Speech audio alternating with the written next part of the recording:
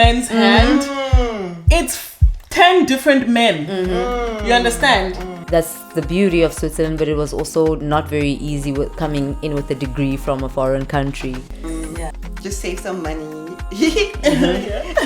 And make some money in Switzerland and Swiss francs. And save some money and then go back to South Africa. And then we were met with the harsh reality. I feel like Switzerland gives you that sense of security that is not real. I feel like we still want to explore the best of Switzerland. We have explored some of the best of Switzerland, but the best of the best, we still want to do things like within Switzerland. It's the trade-off is you lose the village. When you move to a first world country, absolutely, you lose the village. And we all moved. Oh shit, it wasn't recording. We have to and it was so good. It's fun. It was so good. So here we are, the Reinvention Lab podcast. Our first episode.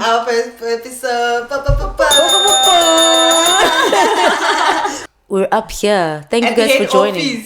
We're at the head office. Guys, it's winter in Switzerland.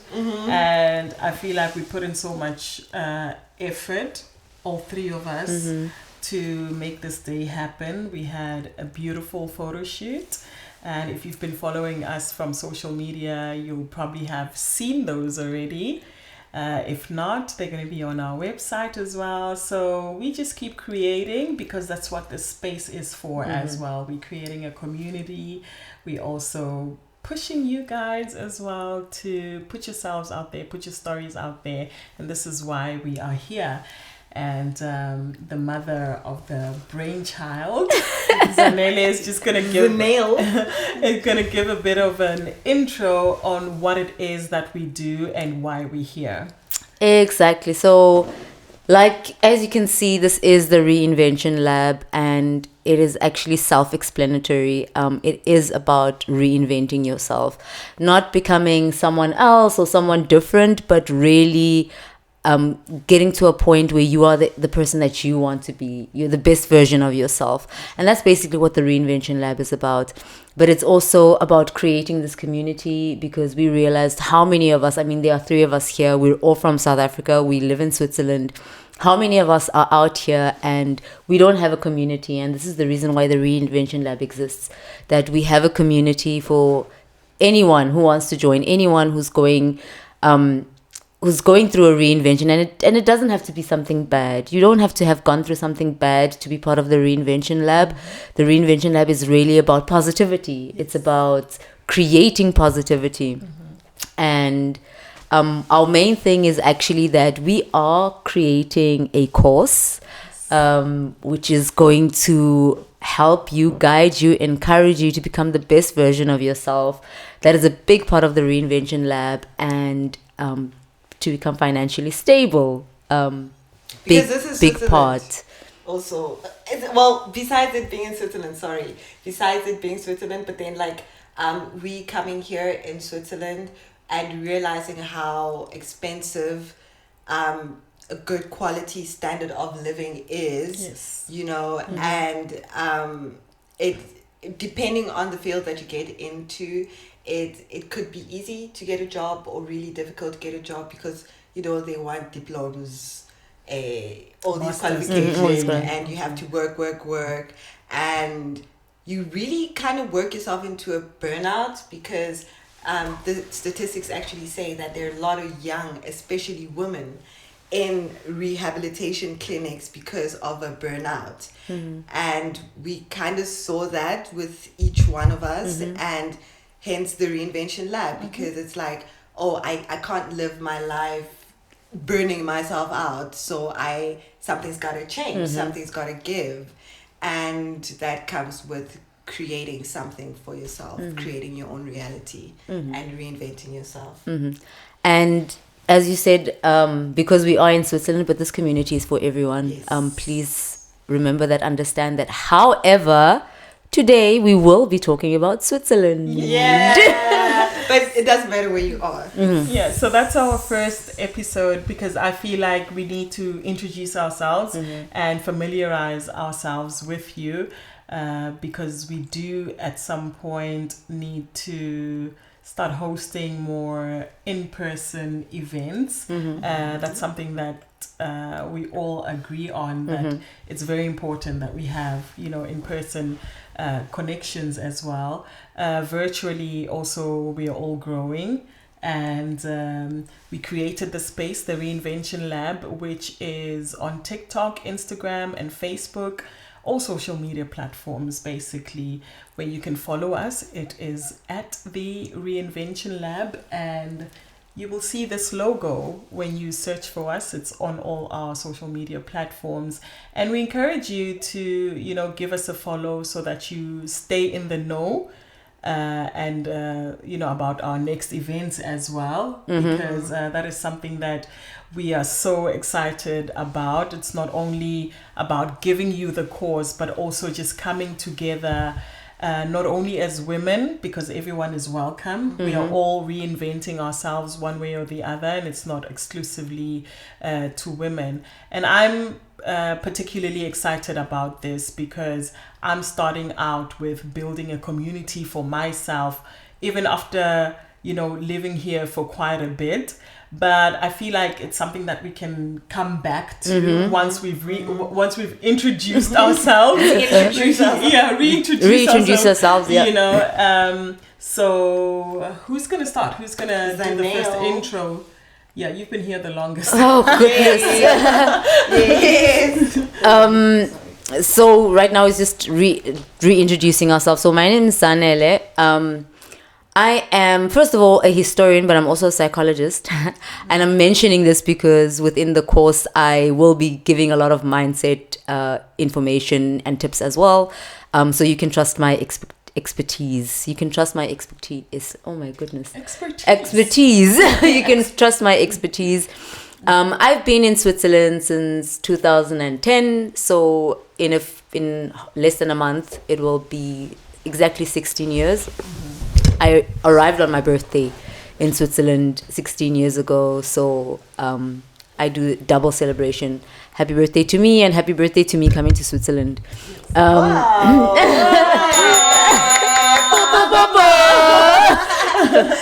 So I came here because I met my ex-husband in South Africa, and we had decided that we would take 1 year just to come to Switzerland and see what it's like to live here. And it was really meant to be only 1 year, not more. And 16 years later, I'm still here, with a lot that has happened within those 16 years. That's why the Reinvention Lab has been created, because of all the experiences that we have lived through separately and together and with other people.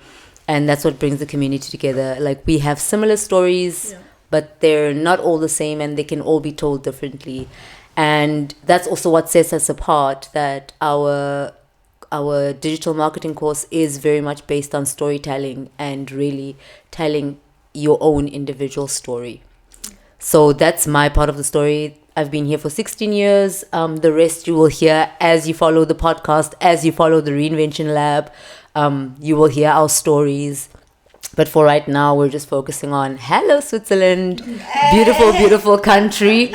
Yes. But I always say though, like, okay, so we're all South Africans, and I always say, like, yeah, Switzerland is very beautiful, but it's beautiful in its own way. And I feel like South Africa is another level. Like, it's another level, of beautiful. And I really do appreciate that. And it's funny that it took me getting out of South Africa to actually appreciate South Africa a bit more, the way I used to throw shade in South Africa.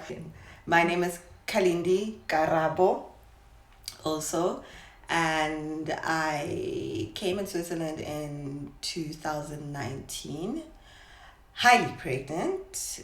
The plan was not to come to Switzerland that soon, because I married a Swiss guy in 2019, and we were meant to spend a couple of years in South Africa and maybe go to Switzerland, but that wasn't part of the plan. But we came, and COVID hit 2020, and kind of gave me time to think about, okay, what is it that I want to do here? Having a law degree, I thought that I would just get a master's in human rights and humanitarian law and go work for an NPO, because I am a humanitarian, and that's why I'm at the Reinvention Lab. And when I realized how much effort that was going to take, I thought to myself, nah, I'm not going to do this. Let me find something else. And because the readily available job that I could jump on was like the non-skilled labor, right? So to improve my German and Swiss German, I worked in a restaurant, and that is one of the best experiences that I had, because it really helped me with integration. And and until I decided I don't want to do this anymore. This is not aligned with me. And my in-laws and my parents and family were like, oh, we knew, but damn, girl, 3 years working in a restaurant, well done, you know. And and then I just decided to leave and just pursue my passion, which is photography and videography, and also making jewelry. Hey. And You see the bell. I'm gonna put it here. I'm gonna put it here so it's and then Zanele told us about the Reinvention Lab, and I was like, girl, I want on. Let's do it. Coming in. And now we're sitting here. We've done a lot of work before we actually sitting here. A lot of meetings, virtual meetings. This is special because it's the first time that we actually, the three of us, for the Reinvention Lab. And that is me. And you'll get to know more about me as time goes. So thank you. Thank you, Khalid. Sure. And I am Pamela Zanele as well. South African. I'm from Giyani, Limpopo. I moved to Switzerland in 2019 as well. Got married in 2019 with my soon-to-be ex-husband, who I met in South Africa. So we met in South Africa. We were on and off for about 7 years before I finally agreed to come to Switzerland. And after moving here, we traveled a bit. And initially, actually, the plan was to do 6 months in Switzerland in the summer months and 6 months in South Africa, because there were hopes for him to have a business that would allow that flexibility where I would be working with him. That didn't materialize. COVID hit as well. And I fell pregnant during COVID. I had my daughter in 2021 as well, still in COVID. And then a year later, I finally decided to start working because that's just the kind of person I am, right? So my background is I studied civil engineering, but then when I started working, I was like, nah, I don't think this is for me. Because while I was in uni, I was doing, a lot of promotions and things like that. So I was drawn to marketing in that field, but unfortunately, because of where I come from, if you're super good in maths and science, they're like, okay, you're going to be an engineer. So that's how I was wired. But when you go to Joburg, you start, seeing other things, you start experiencing other paths and careers that could be a better fit for you. And so that's what I pursued. I studied marketing. I have a degree in marketing. And then, because I'm a bit of a tech girl, and making things look pretty at the same time, I did a course in information technology where I started developing websites and coding and things like that. But I also kind of diverted from that as well, because I wanted to be more in the making things look pretty and, digital marketing as well as web development, pretty stuff, and like just developing just like something.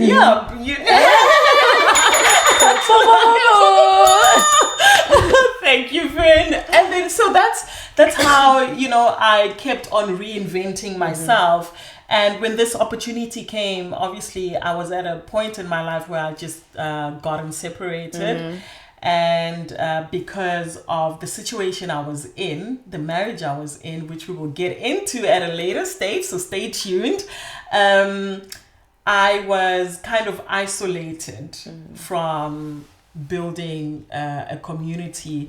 And as a South African, I'm sure we can all agree that we're all about having a village, having a community. So this was very important for me, and I was really drawn to that. I didn't hesitate when that opportunity presented itself, and I feel like now I am living my dream, and in a foreign country, you know, cold as it may be, as it may be, I'm finally starting to feel a sense of purpose. And that's why I'm here, and I appreciate you girls, and I love that we're doing this because it's been a long time coming. We've been saying podcast, and it's finally happening, and I'm glad that we have a sense of direction with that. It's not just about, you know, talking nonsense and just, you know, being your regular. We're here to empower, we're here to encourage, to develop and build that community, that space where you feel seen and heard. Yeah, so that's me. So the three of us, that makes up the Reinvention Lab. You've heard such strong, awesome women who've constantly had to reinvent themselves. And now you're here in the Reinvention Lab. How beautiful. And how we found each other. I mean, that's also the fact that we found each other as three South Africans. We are part of a larger community, but the fact that we found each other and having this similar idea and similar vision that we want to empower people, that's and really with the great. Different skills that we bring in, Right? I feel like Right? it's so wholesome, it's so aligned. Because I mean, with Zanele being because I feel like we're not only coming here yapping about stuff that we learn on the streets. Like we've got papers to back it up. You know, we can back that up. You know, so with Zanele coming with her psychology and her and being a historian, I feel you've become such a, you know, a powerhouse. And Thank you. Developing yourself in a foreign country. So tell us more about that. Constantly. So that's the beauty about Switzerland. I mean, I don't think that I would have gone a different direction had I been back in South Africa. But being in Switzerland and realizing how much I needed to work in order to get to where I am, that was very encouraging. It was like, hey, this is me. I'm a career woman. I'm not the kind of person who wanted to stay at home and be looked after by someone. I needed to have a career. And I did have a career. When I came here, I did start working like in my second year in Switzerland.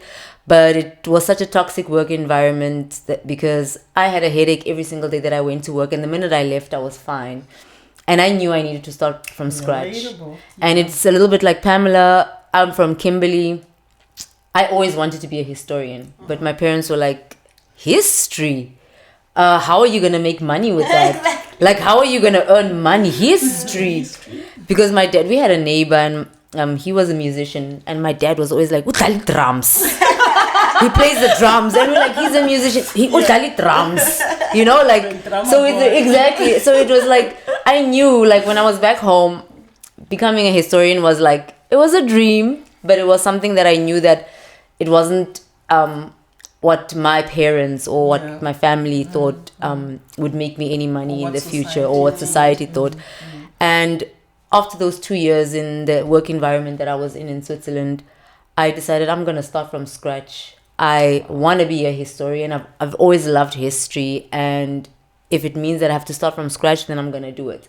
Wow. And that's exactly what I did. And the funny thing is, within a few months of starting my studies, I got a job in the history department in Switzerland. And I was like, whoa, what is happening? And that's when I also knew that was aligned. And I always work on alignment. I always work on, is this really what I need to be doing? And I always get the signs just like that. So that was a big thing. I started from scratch, and I've built my career as a historian for more than 10 years, 12 years in Switzerland. And that's the beauty about Switzerland. I was able to start from scratch, and I knew that nobody's judging me. Yes. Nobody's looking, what is this one doing? It was my choice. I decided this is what I want to do, and I did it, and I was immediately supported.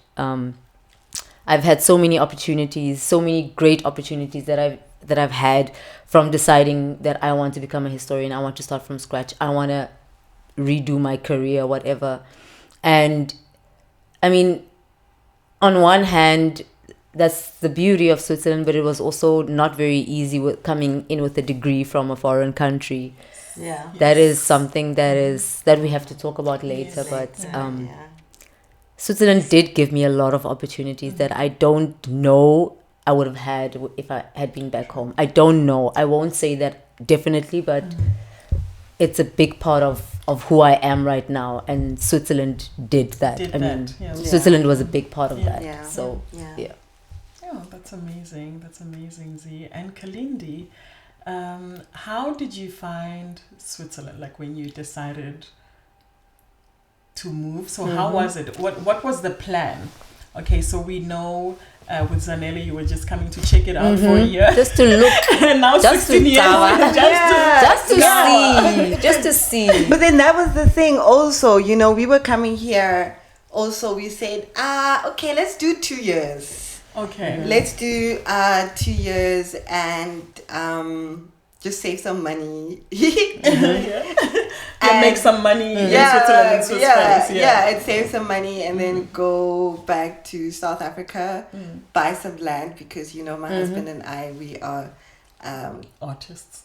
Yeah, we're artists, but then we're also very like self-sustainable. Oh, yes. You know, he had a dream of building an earth house. I had a dream of having like a homestead, growing my own vegetables.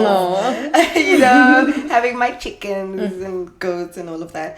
And so it's like, let's go to Switzerland, save the money, come back to South Africa. When we do the exchange rate, it's going to be a lot of money. We can afford land, and then we just live our dream. Yeah. And then we were met with the harsh reality, which is like, but you should know. I mean, for me, it was like, okay, if you say it's possible, then I believe you. You know, but then we came here, and then it's like, you have to pay rent, you have to pay health insurance. You know, there's so many factors. Serafi. Hey, you guys and your Serafi.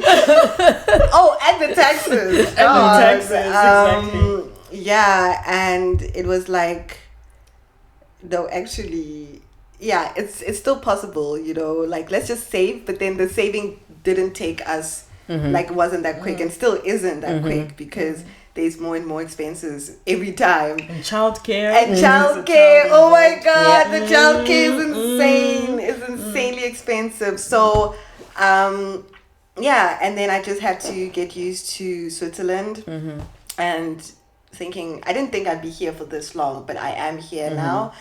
And as you both know, that I had, it was a build up, and I think that was also the time that I met Zanele with my depression. And I could say that one of the factors is that I felt so lonely. You know, I really felt so lonely, because it's like, I just had my in-laws and my husband, and I had a couple of friends, but it's not the same as like being at home. And also I realized like the people here are so closed up, and yes, it may sound like, oh, it's coming from a South African. I realized that it would be nice to have a community, you know, and I went out looking for a community. So that's when we had the WhatsApp group and met more amazing South African people, and we even have like the backyard mixes. Shout out to the backyard mix. Shout out to the backyard mix. And that is like, for me, that is like home, guys. It's like really the backyard bride, you know. playing South African music, and yeah, that fed me. But Switzerland is great in a number of ways. It's pretty. Very pretty. It's very pretty. It's safe. I mean, the security, it's really safe. And I still say that the trade-off is you lose the village. When you move to a first world country, Absolutely. you lose the village, and you lose, I don't know, there's something about, it's not just South Africa, but in like third world countries, you find that people are so open and they're so warm and they're so welcoming, and here it's like, oh yeah, the foreigner, you get these weird looks, and when you want to ask someone, when you approach someone for directions, like they look at you like, oh, what do you want from me? Don't Who try are you? it. Don't do it. So it's those things, and it doesn't matter how, I mean, I speak Swiss German very well, and I did it like so quickly. I caught on it so quickly. But it doesn't matter how well I talk, how I carry myself and all of that, I will still be a stranger, and I'll still be treated as a stranger to Swiss people. They are very nice Swiss people, a lot of them, in fact, that I've met and I've made friends with, and that I just know generally. But also, I must say that it's the majority, it's just so closed up, and has been my experience in Switzerland. And that's why I say I won't retire here, guys. So No, I don't. I'm not gonna retire here. No. I'm not working until I'm 60 and retiring. With me, it's more about the cold, because I used to have my birthday. You too. Me too. In summer. And now. Hey, like, what are we doing? It's even hard to think about celebrating, because back home you have your birthday in summer, you can do a braai, you can do this, and here it's like it's too cold. Who wants to come out into the cold to celebrate for in to the lake? Who wants to do that? No. And everything else is expensive. You can't, like, if you want to have it in a restaurant. Hey, listen. There's no space. Exactly. There's no space. Yeah, but for me it's like the total opposite, because my birthday's in June, and June in South Africa is cold, so we were always indoors and all of that. And now my birthday's in the summer. I'm like, yes, where the bikinis at? You did a proper trade-off. You did a proper trade-off. When you did the right thing. I did the right thing. Because some of us have to buy plane tickets if you want to have like a warm birthday. We have to buy plane tickets, which is crazy expensive. So I feel, okay, we've spoken about, how we found it here, like how we've received it, but can we get into the culture shocks? Give me your top 3 culture shocks. Oh, I need to think about it. It was program. It was a program, bruh. It was program. You have to explain that. Yeah, explain program. And that is a very Swiss thing, I feel. And I think that's why this country works. It's because of that. But it's also, like you touched on, burnout as well, right? Yeah. I think that's why people burn themselves out. Yeah. Because there's certain things, right? It was last year when we were driving to Italy. You have to go through the Gotthard. Guys, I have something in my eye. It's fine. We had to go through the Gotthard. You see it? It's a hair. Yeah, I got it. Right? So we had to go through the Gotthard, and you know how crazy the traffic is in the summer. Everyone wants to go to Italy. Everyone wants to go south. Right? But because we are in a landlocked country. So obviously, how it works is we all want to go south. We have lakes here. We have thousands of lakes, which is actually crazy, right? In such a small country. But it's also an alpine country. There's a lot of water flowing from the mountains, and that's how the lakes are formed, most of them, I'd like to believe. So when we were driving through the Gotthard, and I remember over the years, going through there were people who would take shortcuts. There's a petrol station. There's that petrol station, that rest area, and people would kind of off ramp from the petrol station and then get ahead of other people. You know what they did now? And I'm sure it's someone that was sitting in their car going, how can I prevent this? And this is something that I feel like makes this country work, because they think about everything. It's like, okay, this cannot continue forever, so this is how we are going to get them. So now you can't just do that, right? Because they were using the right lane to off ramp, go into the rest area, and then be ahead of everyone, be ahead of the traffic. So now what they did was, as you exit, as you want to merge onto the highway again, there's a boom gate type of situation, and it's manned. And when you off ramp onto the rest area, you get a ticket. So you're going into a parking spot. Oh, okay. So it takes you longer anyway. No, you get a ticket, and then that guy at the other side will check what time you got your ticket. Yeah. And if it doesn't add up, it means you didn't get out of your car. You drove straight. If it took you 3 minutes, it means you didn't get out your car. Yeah. You didn't go use the rest Damn, area. that's crazy. That's crazy. And then so now they made them go over the pass, which takes you longer. Yeah. To get to. Actually, I thought of a culture shock, and it's actually something that Kalindi mentioned yesterday about 12 o'clock lunch.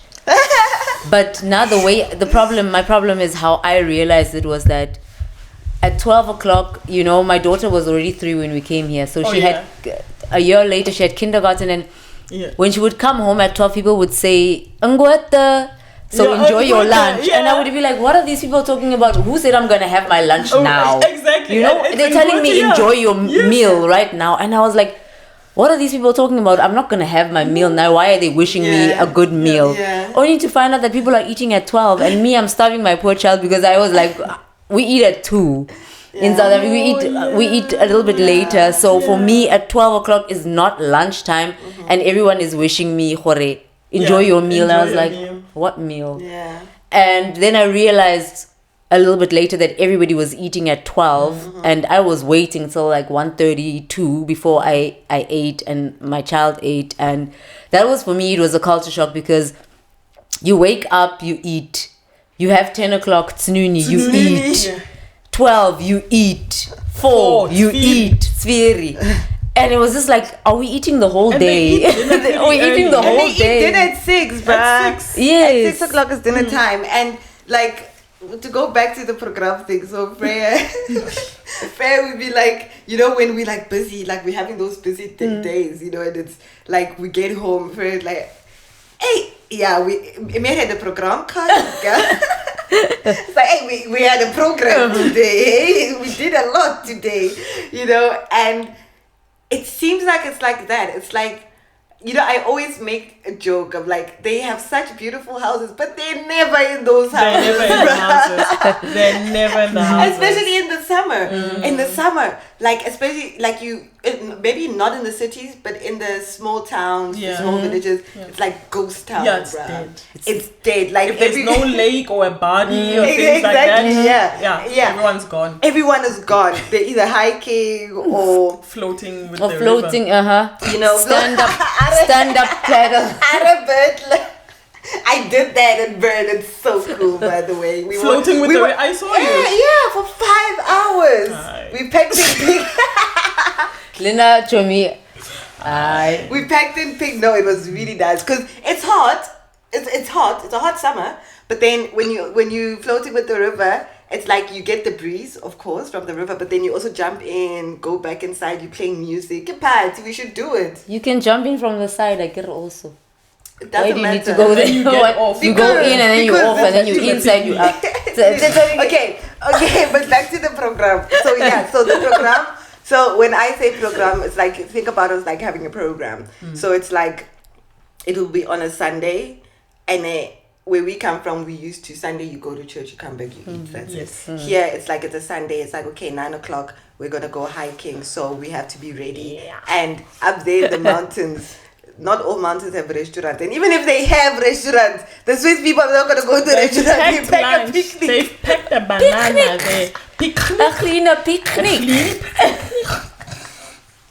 So they have a picnic and they were gonna walk and hike, and then it's gonna hit the time to eat, and then we're gonna eat picnic, and then we're gonna walk, and then we're gonna go back home, and sometimes we go to the buddy. But it's like you have to have a program. There's always has to be something happening, and even Matt sometimes says like, in the cold days when we don't do much, it's like, oh, I'm getting cabin fever. I need to go outside. Yeah. I need to go do, and I'm such a homebody. Yeah. Like, I'm not gonna lie, I'm a homebody.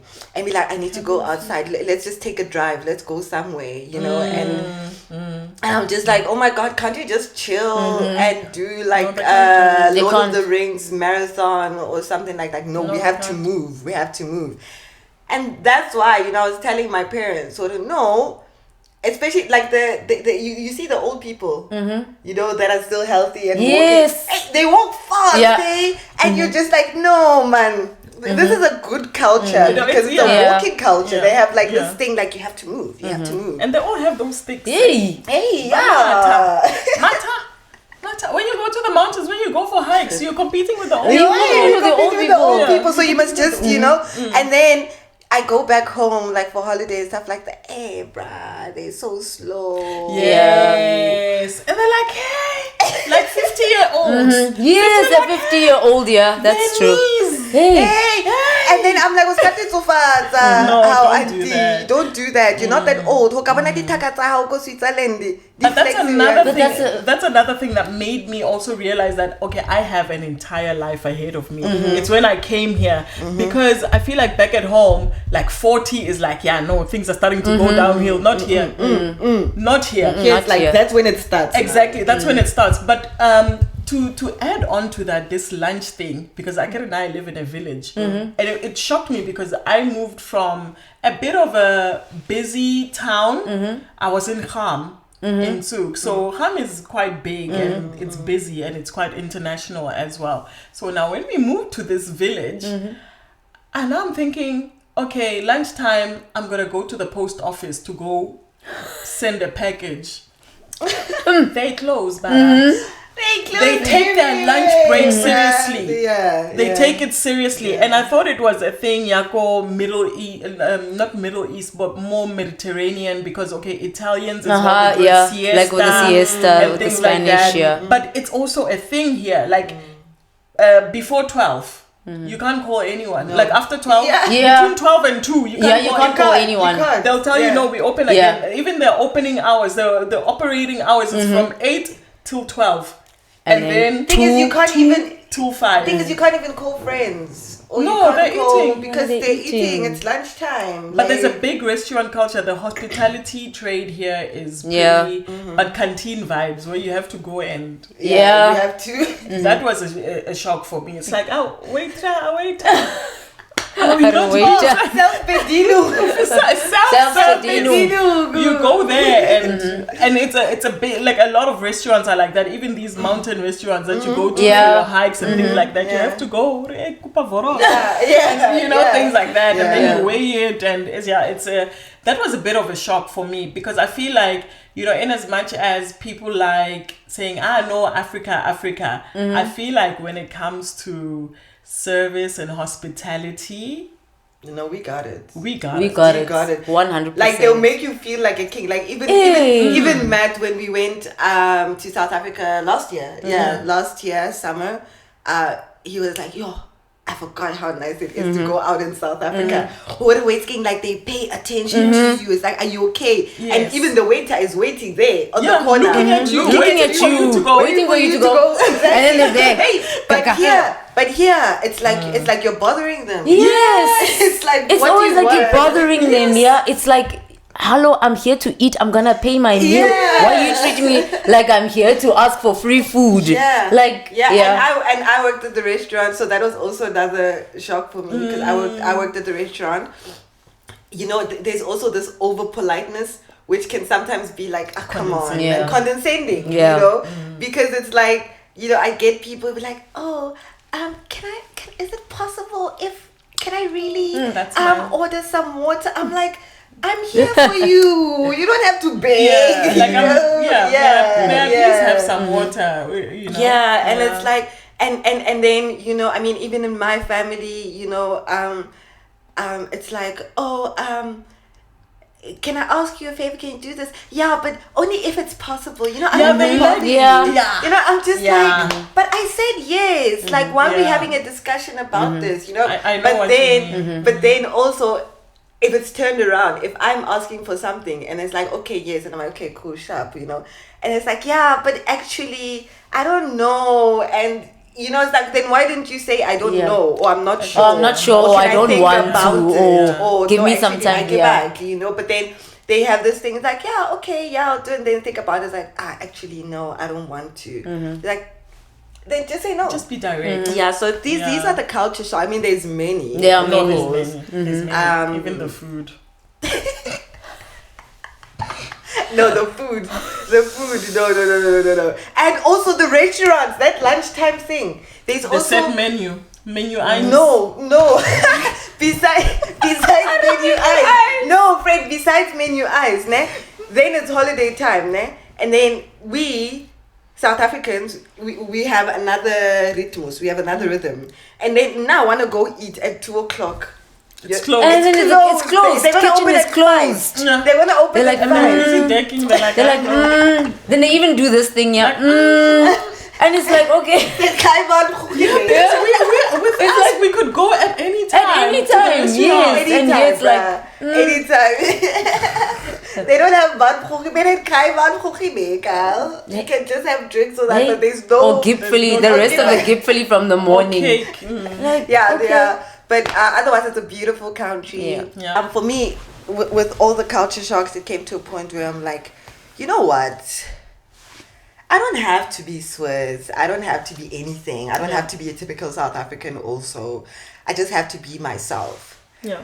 And with that came, like, reinvention is constantly happening. I always say that, like, for me, I can go back to since I was a kid and see how many times I have reinvented myself until now. But like right now being here, it also came consciously, you know, like with intention. Like, okay, now I get to decide who I want to be, how I want to show up in the world, you know, and it has to feel like aligned. I don't have to fake it anymore. I'm not gonna like try to please people because it's something I also caught myself in when I came to Switzerland, you know, like to fit in because it's another culture and I want to be accepted, you know, I want to feel like I belong. So I'm gonna start acting a different way. I'm gonna start talking a different way and all of that. And it came to a point where it's like, no, let's not lose You're ourselves. losing yourself. Yeah. Let's not Dressing a certain way. Oh, dressing a certain way. Dressing, that's okay. Listen. No shade. Yeah, no shade. But I feel like there's just certain things like we shouldn't, especially as melanated queens, especially with where we come from, we take pride in how we look. Yes. Okay. But that's another thing, right? I feel like I also did it in a people pleasing way, like dressing down because of how people would look at you. Yeah. You know, they look at you like you did something wrong for looking good. Yeah. So now you start toning it down. And I caught myself, I think we've had this conversation before where like I kind of toned myself down to be more palatable to them, but still I was not being accepted. You know, there was still something about me until I got to a point where I was like, no, screw it. Actually, I can wear my red lipstick and hop on a train, look damn good. Let them stay for a reason, you know, because this thing of now wanting to wear those on shoes. Lip Bogart. Lip Bogart. You can't Bogart. Kili, that one, that headband. But I wear that though. Oh.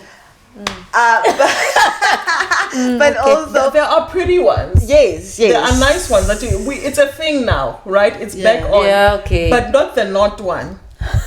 And Yes, not the not one. Which Not was the- you talking about? The not one. Like Like for yeah, me, wool, the knit one. The knit one, and then it has like this thing that goes like this. oh, I don't know because like when I wear my hair like this and I can't wear beanie and I want to have like warm ears, I just wear like something to cover my ears. But do you know who who are the people, the women especially, who dress well here? The East Europeans. Yeah. Yay! Absolutely, yeah. But those ones, that's the thing, and that's another problem, right? That I've picked up here.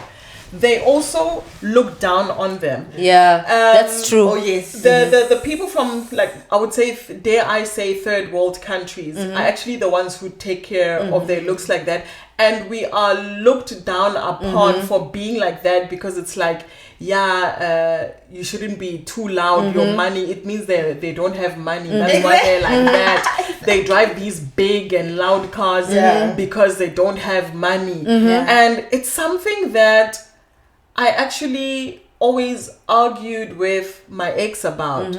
You know, like, but why does it bother you so much? Yes. Like, why is it about, like, they're driving these Leasing. big Benzes, leasing. They still live with their mothers. And it's like, and then what? They live with their wives and children, and they still live with their mothers, but they drive these big cars. And then it's like, because that's how it is, even back at home, that village, because childcare here. But everybody, they don't even take their kids to daycare. It's expensive. That's why their mothers are here. That's why they choose to live with their mothers. Hello. You know. And I'm not gonna lie, I also like caught myself, you know, also like, Marabelle, because like I would see like these nice cars parked in like a really shabby apartment, you know, but the person is dressed to kill, smells good and whatnot, and I'd be like, that's very questionable. But then I was like, no, but it's actually a cultural thing, because even back home, you know, you get these people, I don't know what's the trendy car now, but when I lived in Kiviano. That big car. Kiviano vele. M5, M4, GTI. I don't even know what that is. When I left South Africa, AMG. The AMG. Okay, that's true. AMG, you know, things like that. The RS5, the RS whatever. But do you know what shocked me? These guys, because you know, like now, because I'm open, like I'm talking to more people. Remember, I'm out of prison now, so I'm getting to know more people. Do you know these people have houses back at home? They own apartments, not one. They own apartments. They own apartments. They're building houses because they don't plan on retiring. They don't plan on retiring here. So that's why they don't care about the shabby place. Because in any case, we know about vitamin B. Getting an apartment in Switzerland is already impossible. Exactly. Yeah. So, and when they look at your last name, they're like, this one. Yeah. Then they'll give you the shady looking one. So of course, but it won't stop me from buying my AMG just because they don't want to give me a nice looking apartment. It won't stop you from rocking your Dior. No. Christian Dior. You know, they even show, like, you see it on social media, like people who live here in like shabby apartments in shabby areas, and then they'll be like going home for the summer, and then it's just like mansions, living it up. It's mansions, and it's the money that they Italians own. are also like that. It's the stuff that they own. They're not renting. They own it because they're going back home. Yes, they're not here to stay. And you'll hear most of these guys busy talking. I see. Oh, someone just booked my Airbnb for 2 weeks. That is discriminating and looking down on them, because these people also came here to work. Exactly. Guys. They're not here forever, just like us. Just like us. Like, we're here to work, bruh. We're here to work. We're here for our children so they get quality education and all of that. Free quality education. Oh yeah, I I once saw an Instagram post, a guy saying, like, was describing Switzerland and was saying, look, Switzerland is a place you go to work, because even the nightlife. Like, there's no nightlife. There's no vibes. Like, people go work and they come back and they go home. You know, there is no let's hang out, let's groove, all those things, and you even see it. And it's also for people who are retired, because there's so many old people. Why are there so many old people? It's the Swiss people and a lot of young people. I would say maybe like your husband as well. Who, like, now they're going out there. They're getting out there because young people are now being exposed to the world, and then they realize that no, actually this isn't it, because they get, well, there are some young people, I don't want to mention who, but I see someone who is in their early 20s, but they already have that mentality. They don't want to travel, making a lot of money. They've already moved in with their girlfriend from school, and now they want to build a life, have a baby, get married and stuff like that. And there are people like that, and I feel like that is the culture. That's why a lot of people, when you tell them you're from South Africa, they hear Africa, they think you're from a village, and that's why they treat us the way they do. And it's like, you don't know how good we have it there. You don't know. We have it there. And it's like, we didn't even want to, like, I feel like for most of us, well, for the three of us, I don't want to speak for other people, but I feel like they can leave it in the comment section how they felt, especially South Africans leaving and moving abroad. That for most of us, it was like, yeah, I'm just coming here to see what's happening. It was not like, I need to leave. I want to move abroad. I need to leave because I don't want to be here. It's happening. It's a bit more apparent now, but back then it was not a thing. Even for me, it took my ex 2 years to convince me to come to Switzerland because it was like, I'm good. I'm okay here. Yeah. That's also why I was just supposed to be for 1 year because it took me a long time. I visited Switzerland before and I said I would never live here. That was clear to me that I would never live in this country. And then my ex-husband was like, no, let's see for a year, whatever. It also took him a while, and I was like, really, if we're going for a year, we're keeping our apartment, we're keeping everything as it is because we're not going to stay there. We're just going to see what it's like. Yeah. And I didn't want to leave South Africa. I never wanted to leave South Africa. It was really supposed to be just let's see what it's like, make some money and then come back. Because that's also one of the things that a lot of people will tell you, like, you come to Switzerland to make money and then you go back and build your life. Yes. And that was the plan. It was like 1 year and then we're going back. So I never wanted to leave. I was fine. It was nice where I was. I had my job already waiting for me. I had everything. I had everything. There was no need. There was no note. What is note in English? There was no urgency. There was no urgency for me to move to Switzerland, and that's the thing that people thought of way back then. You came to Switzerland because you were hungry. No, that is we were not hungry, at least as South Africans. No, yes. At least I will speak for South Africans and say it was not. It was not the case. It was not the case. Yeah. I don't think it will come to that point for most South Africans, don't think so. because we have. That is why we all met our husbands and ex-husbands in South Africa. Yes. They were there. They were living. They were living there.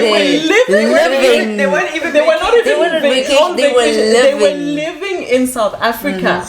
You understand? So I feel like that is the one thing that I keep telling people, because I'm like, how does it feel to be in such an amazing country? It's like, it's beautiful and everything, but what do you mean? Like, it's like I won the lottery of some sort. You understand? Yes, I understand there's crime in South Africa, there's GBV. That's why personally I've decided that because I have a daughter, I would rather raise her here to have less anxiety about such things. But honestly, if I hadn't been exposed to this, I would have adapted and adjusted to how things are in South Africa. We still have family in South Africa and they're doing fine. You understand? It's not like I haven't heard my sister say this and this happened to me or whatever. Yes, things are happening. We are aware that it's bad in South Africa. We had purple profile pictures. We still have them on. There's a problem. There's a femicide problem. But it's not like it's exclusive to South Africa in any case, and people are still living. There are safe places. I've never been hijacked. I've never been attacked, on a physical level by a man. But what I'm saying is, let's not only spread the bad things about South Africa, because I feel like a lot of people are doing that. Also the news with sensationalism, and obviously that's what sells, you see. So I feel like that was the case for me. I would have been okay. I really would have been okay. But yeah, I'm staying put. I'm staying here. I'm going to make my money. Manian. And then Hacks. and then hacks, you know. Exactly. You said that, Pamela, you will stay here so that you don't have that anxiety of something happening to your daughter, etc. But let's talk about how living in Switzerland is really also exaggerates that in a sense. Yes. Because I remember going back home a few years ago, and nothing bad had also happened to me. But I went to my friend's house with my two siblings, with my two sisters. And my sisters left me there, and it was nighttime, and I freaked out. But this is something that I had done a million times. This is something I had done so many times by myself at night, whatever. But because I'm so used to that safety in Switzerland, that's so hard, that something so small that I had done a million times completely freaked me out. And I called a taxi for a walk that I'd done a million times. It's like 2-3 minutes. But because I'm so, like, I feel like Switzerland gives you that sense of security that is not real. It's not real, because if you just go to next door Barcelona, it's also another thing, or just to Italy, it's also another. Just to Italy, France, Germany. Just to France, just to Germany. All of a sudden, your security is also threatened there, but it's right next door, and I think that's also something that I think we should talk about. That there's a very super sense of security, and yes, it's better that way than the other way, but it's a very false sense of security, because if you just go next door, you're already freaking out.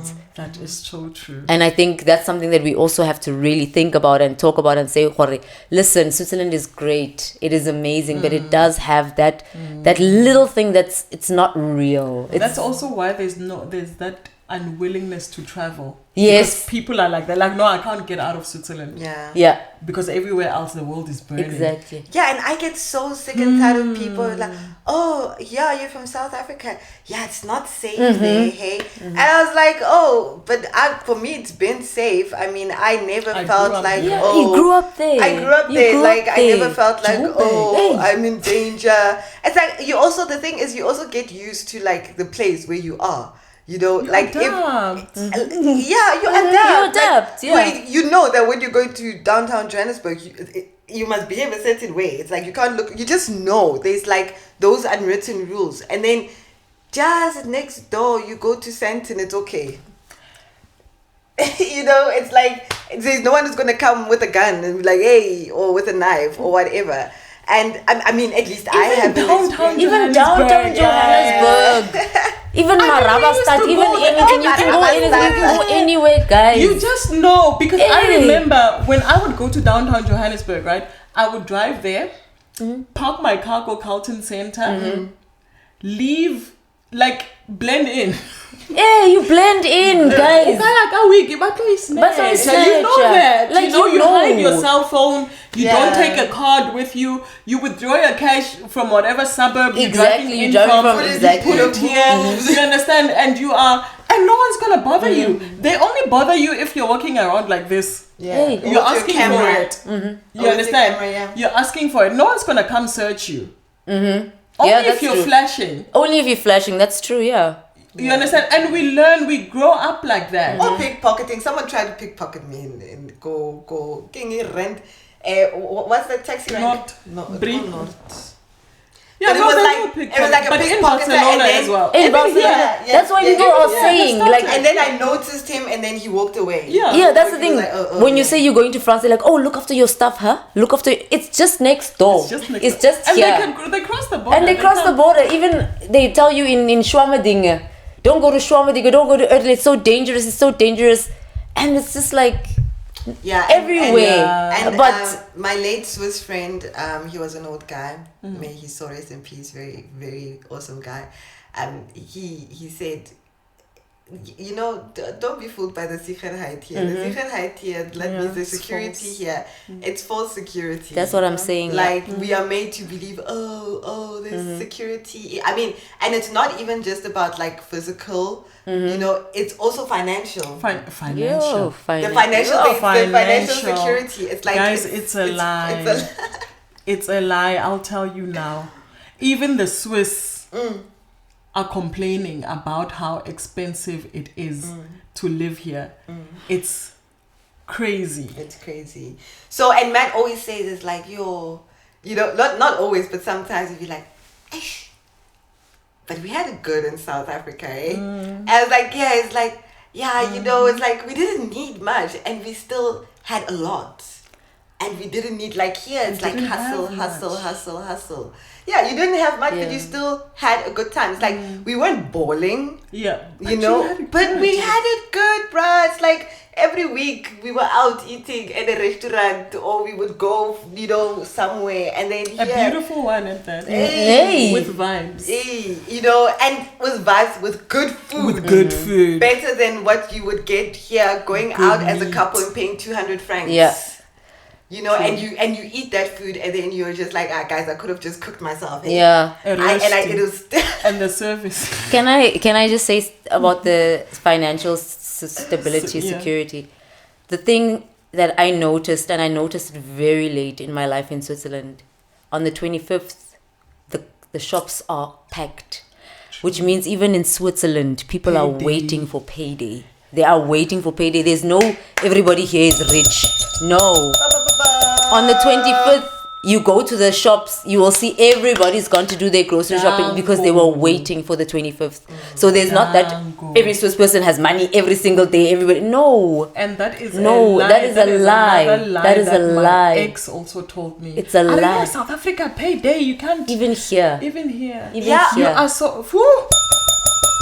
I said Thank that. you. I mentioned that at the restaurant where I was working. I said to my boss, like, you must notice on the 25th there'll be more. Obviously not, because they would come just the weekend after payday. You know, it's like, yeah, but you see, you're wrong. And I was like, no. But you should still see. It's a bit different, like in that, There's you know, a buzz. period where people just got paid. It doesn't have to be the weekend of the 25th. But, you know, and I said also the weekend of the 25th, ain't nobody eating in the village. They're going to town. They go to the city. They go to the city. They're going to the city. Yeah. So of course we won't see it, you know, but you But go the to the week city. before payday. Yeah. Right? Exactly. But then it gets quiet. I was like, they're getting paid, then they get paid, and then but they go to the city. And it's a struggle, but we are not about that struggle, and that's why we're reinventing ourselves. We refuse to. Yeah, we refuse to struggle, we refuse guys. to struggle, and that's why we're reinventing ourselves and aligning ourselves with our higher selves. Yes. So that we don't have to struggle, because I honestly believe that you don't have to struggle. I also believe that. Like, you really do not have Even to struggle. in Switzerland. Because Even I in feel Switzerland, like yeah. we still want to explore the best of Switzerland. We have explored some of the best of Switzerland, but the best of the best, we still want to do things like within Switzerland. It's not all doom and gloom. Yeah, to the polo. Snow polo Zala. There is no polo Zala. Po, po, po, po. No, I still like that is still on my to-do list. And I don't just want to, because I know you can go watch it for free, ne? I don't want that one. One VIP.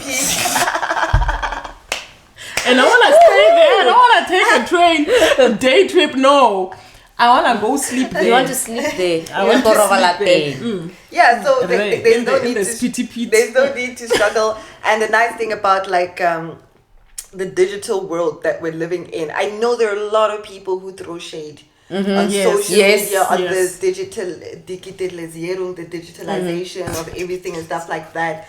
But the nice thing about it, the empowering thing about it, because it is really empowering, is that the opportunities to actually make an income and live from that are like endless. And You don't even have to go to school and pay hundreds and thousands of dollars or Swiss francs to get a degree. No. You know, you just use what you have. You just use what you know. You use your life, your story, and you take that and you come into the digital space.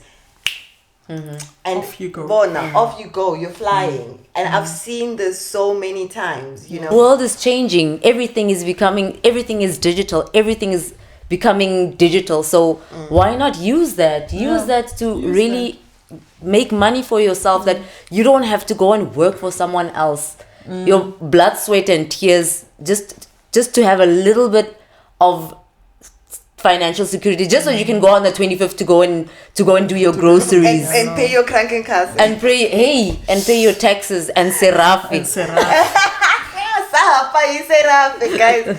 Yeah, so but you know, like we say, this is like this podcast is just our own opinions, you know. I'm not throwing shade on someone who decides to go to school, get a degree and work a job.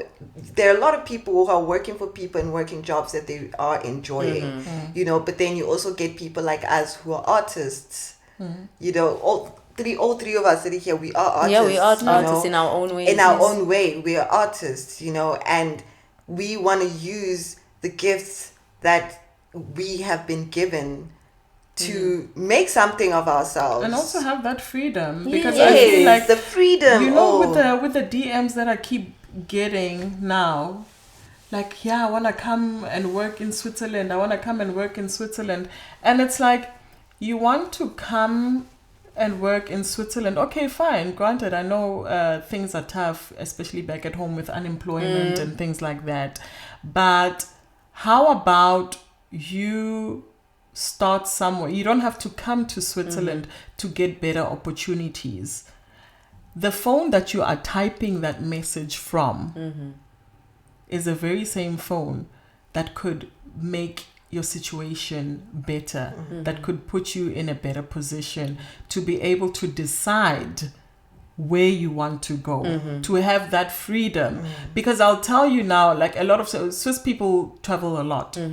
There's a reason for that. It's not only a money thing, right?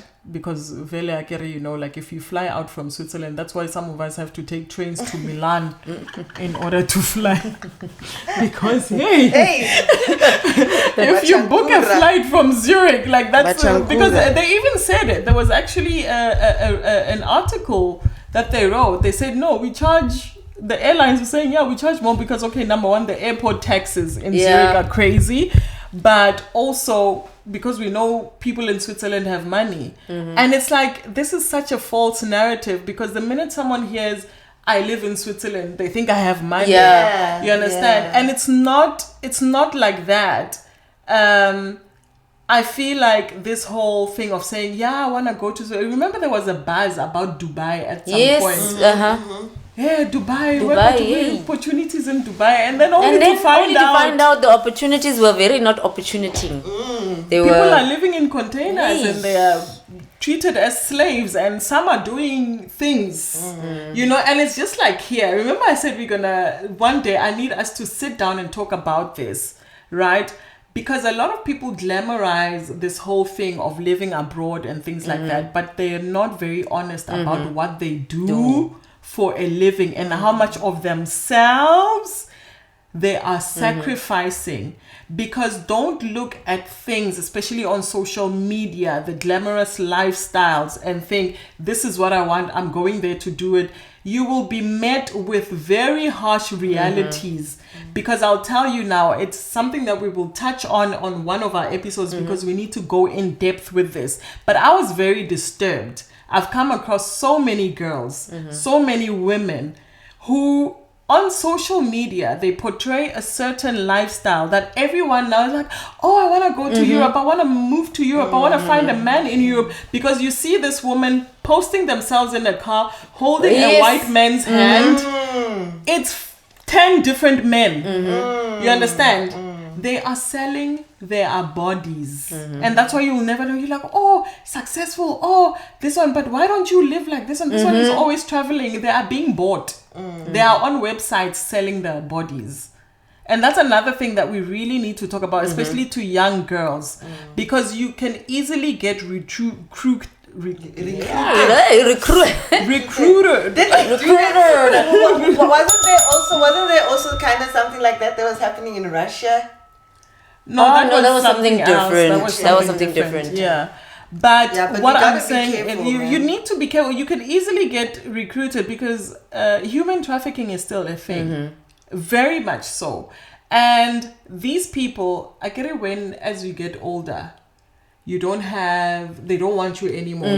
These clients, they're like, okay, find us someone. So now they're tired of me. Yeah. They're like, no, we want younger girls because they want younger girls. These sick old men. They have money, yes, and everything. You have that lifestyle. But guys, please, stop glamorizing this thing and really look at opportunity to empower yourself and not rely on a man, because it's another thing please find me a rich man. Please find me. They don't even say rich, they say white. A white man.